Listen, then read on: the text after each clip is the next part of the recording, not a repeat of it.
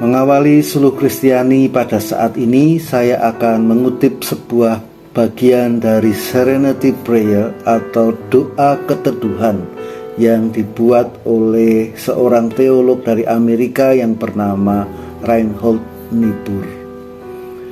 Tuhan, berikan aku kekuatan untuk mengubah hal-hal yang aku sanggup ubah, dan beri aku kesabaran untuk menerima hal-hal yang tidak sanggup aku ubah, dan beri aku hikmat untuk membedakan hal-hal yang aku sanggup ubah dengan hal-hal yang tidak sanggup aku ubah. Sahabat Suluh Kristiani, kehidupan ini sering membawa kita kepada berbagai kejadian atau hal-hal, berbagai pengalaman buruk yang tidak kita kehendaki, yang tidak sesuai dengan keinginan atau kehendak kita.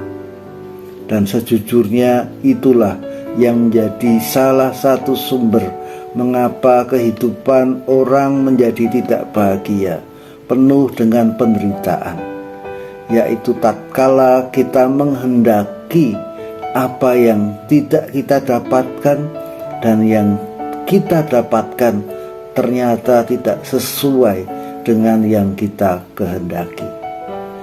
Reinhold Niebuhr adalah teolog yang mengajak orang untuk menerima kenyataan tanpa kehilangan pengharapan akan masa depan yang lebih baik. Seburuk apapun kenyataan, bagi Reinhold Niebuhr itu semua harus diterima lebih dulu.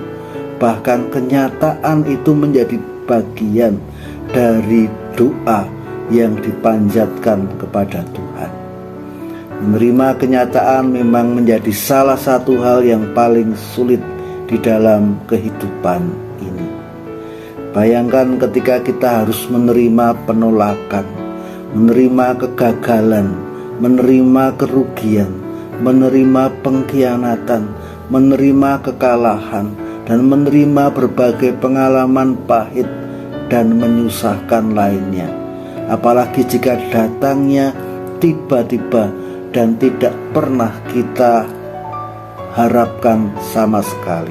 Kita semua bergumul bagaimana caranya agar kita dapat menerima kenyataan yang tidak sesuai dengan keinginan dan kehendak kita.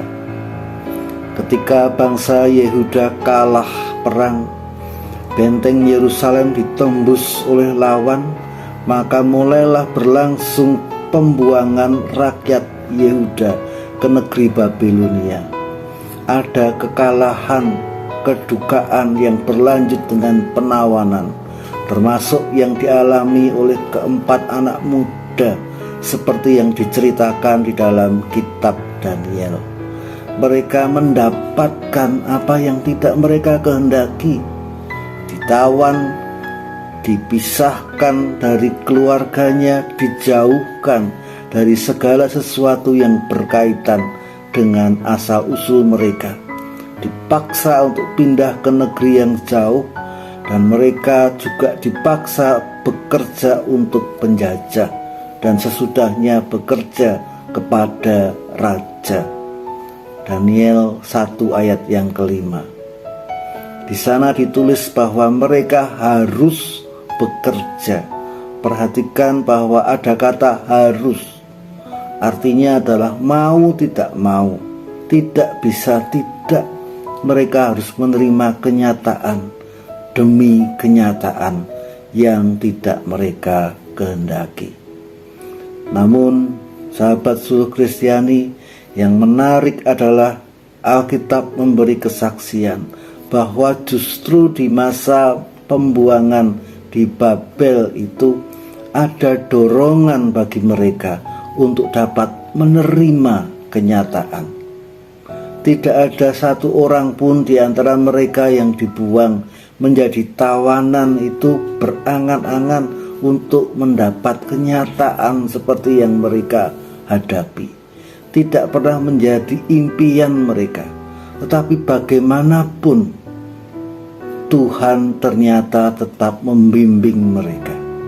Mereka harus menerima kenyataan pahit tersebut. Di dalam kitab Daniel kita membaca bahwa sekalipun menghadapi rintangan di negeri pembuangan, Daniel dan kawan-kawannya tetap mengerahkan segenap potensi dan memberikan yang terbaik dari diri mereka untuk pekerjaan mereka. Sehingga disebutkan bahwa mereka bekerja kepada Raja. Daniel 1 ayat 19. Hal ini sejalan dengan perintah Tuhan melalui Nabi Yeremia agar umat di pembuangan sekalipun mereka tetap hidup, tetap membangun rumah tangga dan bekerja dengan giat, bersemangat demi kesejahteraan bersama. Yeremia 29 ayat yang ke-7, usahakanlah kesejahteraan kota kemana kamu aku buang, dan berdoalah untuk kota itu kepada Tuhan, sebab kesejahteraannya adalah kesejahteraanmu.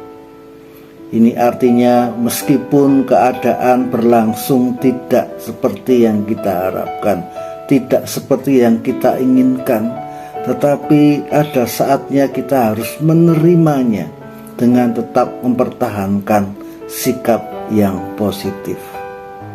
Seperti kata pepatah, tidak ada rotan akar pun jadi.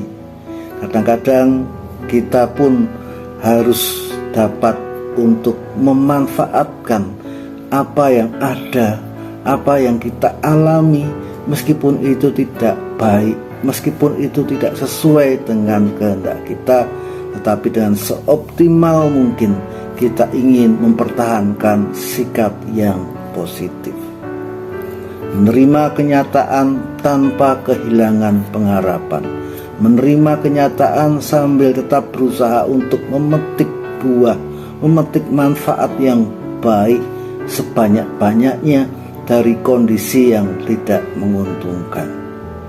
Mari kita tidak hanya menyesali apa yang telah terjadi, tetapi petik pelajaran yang berharga dari apa yang sedang terjadi ini demi bekal esok hari.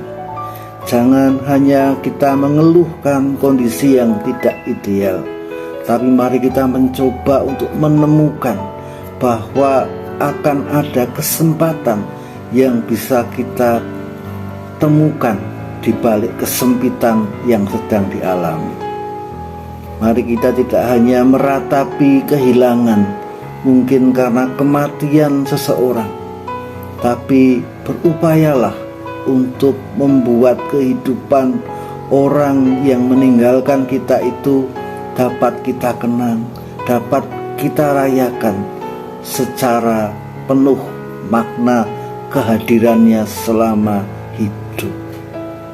Jika kegelapan memang harus tiba, mari kita tidak hanya menjadi orang yang mengutuki kegelapan itu.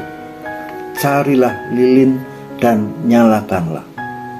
Masih banyak yang pasti bisa kita lakukan dengan bantuan lilin itu. Menerangi kegelapan lebih baik daripada mengutuki kegelapan. Nibur benar, kita membutuhkan pertolongan dan kekuatan dari Tuhan yang memampukan supaya kita dapat menerima kenyataan yang tidak terhindarkan, kenyataan yang tidak dapat kita ubah dan mau tidak mau harus kita telan. Sepahit apapun itu, tidak perlu kita menjadikannya sebuah akhir dari perjalanan.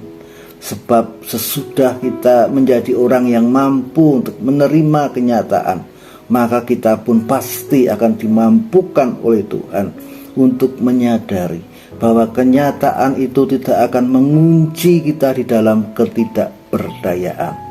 Kita akan diberinya kekuatan, kita akan diberinya keberanian untuk mengubah hal-hal yang masih dapat diubah, sehingga kita sanggup untuk menulis akhir cerita yang berbeda, akhir cerita yang tidak sepesimis yang kita kira sebelumnya. Di akhir Suluh Kristiani ini, saya ingin mengutip sebuah kalimat dari teolog Amerika lainnya, yaitu C.S. Lewis, yang mengatakan bahwa memang kita tidak dapat mundur ke belakang, memang kita tidak dapat mengubah apa yang sudah terjadi, tetapi kita bisa mulai dari tempat di mana kita sedang berdiri sekarang untuk mengubah hasil akhir. Sekian Suluh Kristiani pada hari ini. Tetap sehat, tetap semangat.